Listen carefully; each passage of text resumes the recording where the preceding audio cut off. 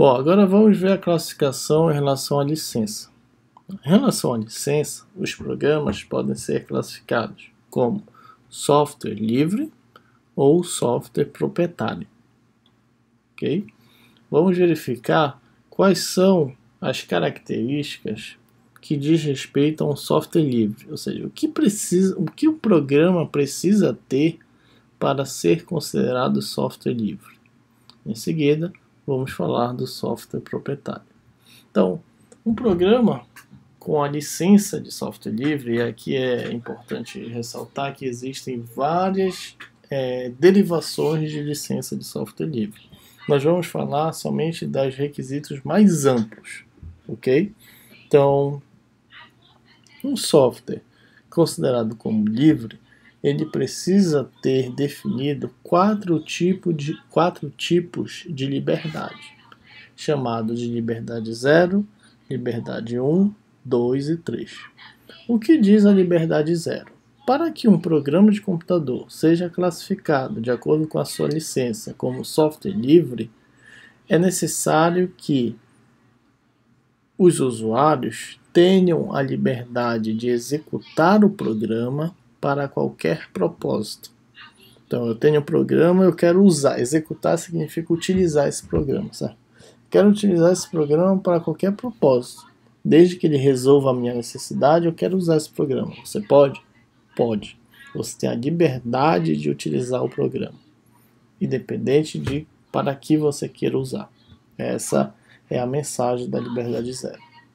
Para que o programa seja classificado como software livre, é necessário também que o usuário tenha a liberdade de estudar o programa e adaptá-lo para as suas necessidades. O que isso quer dizer? Lembra que um programa de computador ele é construído por alguém. A construção, a partir de várias ferramentas e de uma linguagem de programação, gera um código-fonte. Então, se o usuário quiser ter a liberdade de estudar esse código-fonte, saber o que compõe o programa, como ele foi construído e até mesmo adaptar esse programa, realizar melhorias para que esse programa atenda uma necessidade específica dele, ele pode. Obviamente, essa liberdade 1 ela está voltada a usuários específicos, né? Porque para um usuário estudar um programa e adaptá-lo, ou seja, fazer uma melhoria, uma modificação, ele precisa ter o conhecimento técnico da computação. Então, obviamente, a liberdade 1 é específica para profissionais da área da informática. Mas, se um programa é classificado como software livre, é necessária essa liberdade. Percebam que a liberdade 0 ela abrange qualquer tipo de usuário. Né? Eu, enquanto usuário final, não, eu quero usar esse programa, né, para atender uma necessidade minha. Eu posso? Cara, pode. Ele sendo software livre, pode. Bom, a próxima liberdade, chamada de liberdade 2, é a seguinte.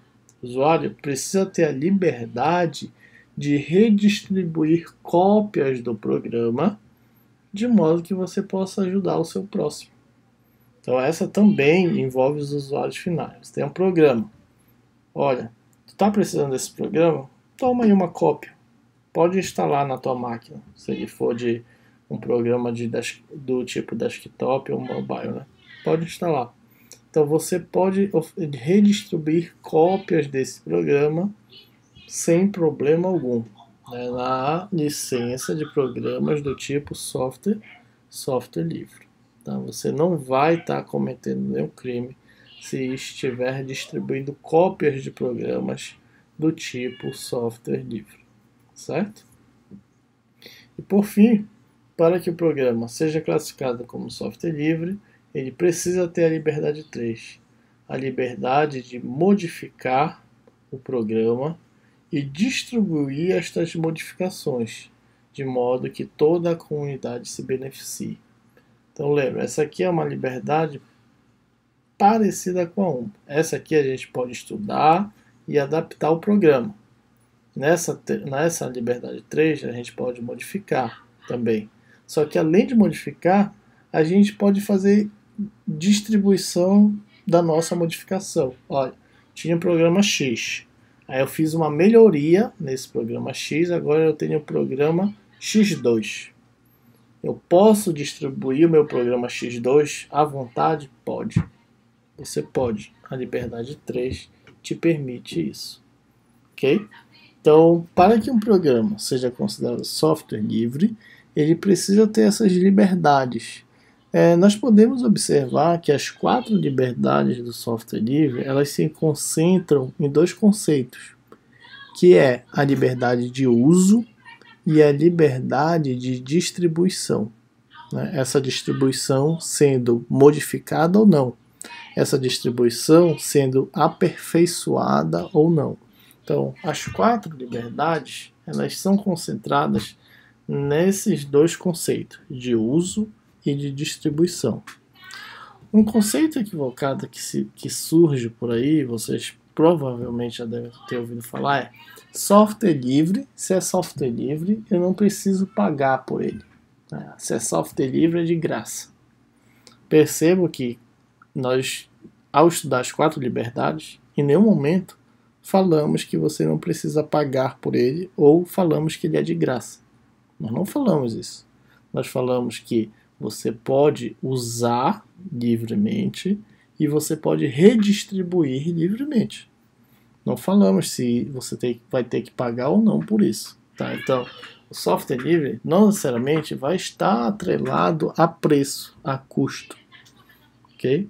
Agora, é claro que na maioria das vezes, seguindo essa filosofia, os programas que utilizam esse tipo de licença de software livre, normalmente você não paga por eles para usar.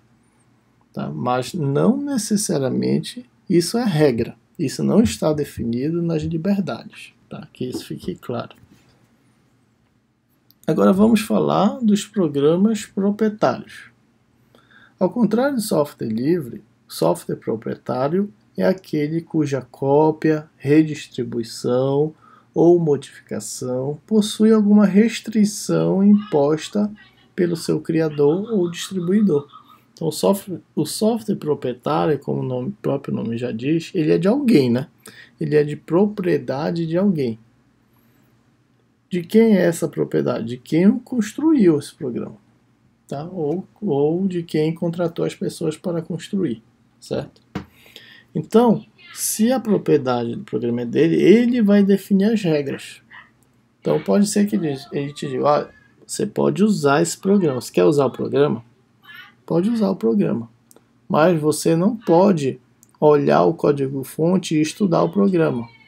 Você não pode, em momento algum, fazer nenhuma modificação nesse programa.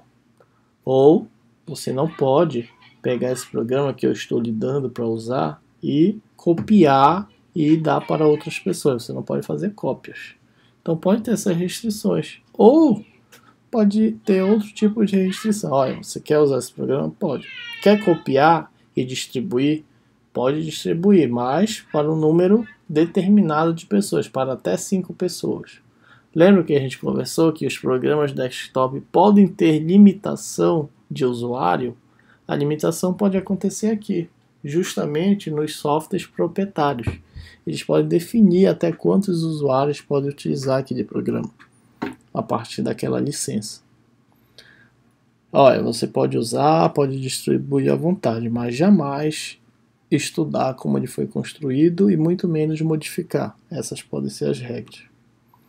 Percebam que em nenhum momento a gente falou também de preço aqui, software proprietário. A propriedade do software está em relação à cópia, modificação e distribuição desses programas. A propriedade está nisso. Mas nós não falamos que tem que pagar ou não pelo software proprietário. Né? Pode ser que o software seja proprietário e você não precise pagar nada por ele para utilizar o software. Só que o fato dele ser proprietário, quais são as implicações então? Que provavelmente você não vai poder modificá-lo, você não vai poder redistribuí-lo e você não vai poder fazer cópia dele, muito menos estudar como ele foi construído.